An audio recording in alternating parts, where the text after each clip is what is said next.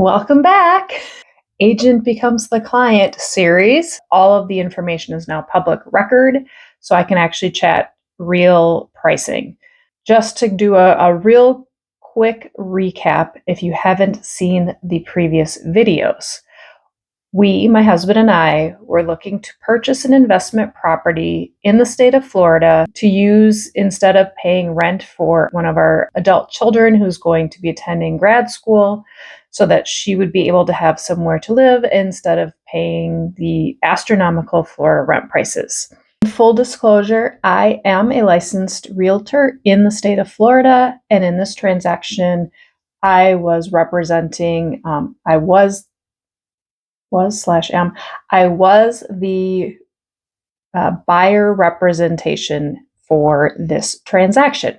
So full disclosure, I have my license in the state of Florida, but in this transaction, this was actually a personal transaction for myself and for my husband. We set a budget, and we were trying really, really hard to find something in the city where the school was for less than $300,000.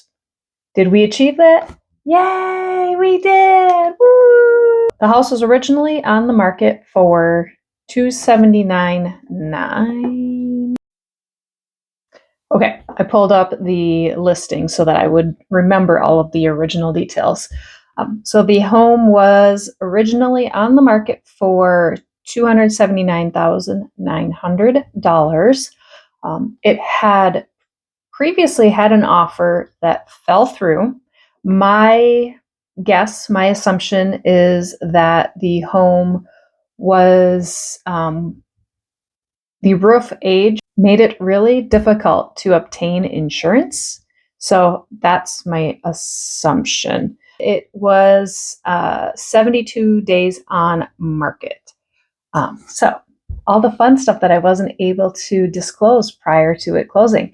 So we offered, negotiated, and finally had an accepted deal of a price of $263,000 is what we paid for the home, with $10,000 in seller paid concessions. And what that means is the seller agrees that a variety of things could fall under why they were going to do concessions, but we got $10,000 back at closing.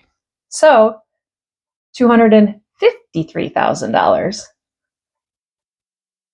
How fun is that, right? $26,900 off of list. I consider that to be pretty freaking awesome, if I do say so myself, which I do. We purchased this property using a loan product called a DSCR, which is a debt service coverage ratio. I literally had to look at it so I don't forget it.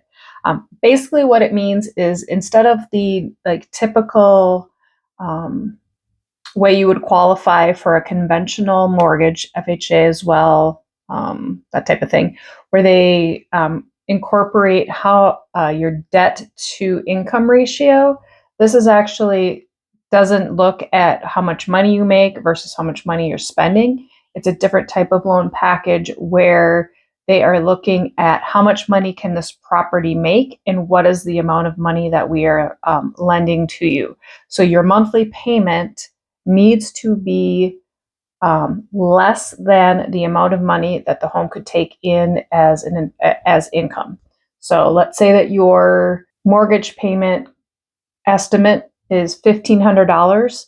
Your rent needs to be, it's probably a little bit different than this, but let's say $1,501, $1,501. So over what the mortgage or what your monthly mortgage rate is. Yikes, that was difficult. Anyway, so we learned some things. I've never been on the personal side of this type of a deal, so we definitely learned some things along the way. A few things that kind of sprang up as surprises that probably didn't need to be if we would have, how do I put this nicely? Oh, so one of the things, it does actually, and this will come up, I guess, later in how the loan works. But it does rely on your credit score. And the higher the credit score, the better your interest rate is for the loan product. And the better the interest rate is, obviously, the lower your payment per month would be. The product does require, and it depends on your lender, so check with your lender. I should probably have like a blinking disclaimer of, I'm not a lender, I'm not a mortgage broker, don't do any of that. My only thing that I am is a licensed agent. Again, coming at this from our personal perspective, experiences in the transaction. Anyway, you're required to have a larger amount down. In our case, it was 20% of the total price of the home.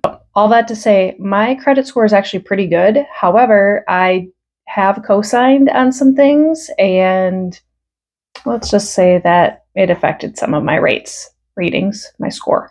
So we actually had a better rate if we removed my name from the actual lending portion of the transaction and just had my husband's name on there. So because of that, some of the information documentation that the lender sends to the client is different than what the lender sends to the agent, which actually, by the way, so here's another thing, sidebar. If you are ever thinking like, gosh, I really don't want my personal finances to become part of, like, I want to work with so-and-so, but we have also a personal relationship and I feel really awkward that they'll know how much I make or what my credit score is or any of this. In a transaction, the real estate agent doesn't have that information. Like, I know how much a person would be qualified for, and you might actually qualify for a lot more than what you're qualified for, but you're saying, you know what, hey, I don't want to be like maxed out on my lending amount, so I really only want you to write my pre-approval letter for, say, 500,000 versus 1 million. In essence, I don't ever actually see like your information. That's what the lender sees. So if that's ever an issue, like working with a realtor, just know that they most likely and shouldn't be seeing any of that information. So that's your sidebar. So if you're friends with me or you want to work with me, but you feel weird, I don't see how much you make. I don't even see your credit score. I just know what the lender tells me that you're able to get, and then we work with that number. So all that to say, because of that, some of the information gets emailed to just the client. And in this case, one of the documents that went to him was the loan estimate. And my husband's not a details person. He's a big picture, big idea person. And he didn't tell me that I can't put it on him. I should have also known that the loan estimate was coming to him, and it just didn't occur to me that he didn't look at it, and then vice versa. He just assumed that I had looked at it because he assumed I received it. Anyway, so I guess, spoiler, we didn't look as closely as we should have at some of the dollars on that loan estimate. So I'm going to be rolling out a series regarding the DSCR, or in general, just purchasing a house, but specifically investment DSCR type of a product, because there were things that we just didn't know that we didn't know, or at least we didn't know that we should be communicating back and forth. If that makes sense. So in upcoming episodes, I feel like I've already had the drum roll 6 times here. Anyway, upcoming episodes, I have them broken down into the loan estimate, what's on it, what should you be looking for, and things that potentially could be a pitfall, or things that you could maybe be shopping for. Some costs in buying a home. That's episode 2. Escrow and what that all means. That's episode 3. Some loan terms and some differences in loans. And these might end up getting combined because I haven't technically recorded them yet, but I have them broken down in my little draft outline. So let's just go with that. Episode 4, loan terms. Episode 5, some avoiding of closing day surprises. And then episode 6, fine print, what you're actually signing. And then I think from there, maybe I may end up doing a roundup at the very end. We shall see. So as I said, I haven't actually recorded them. I'm about to start recording them. So anyway, stay tuned. I'm excited. Why watch this series?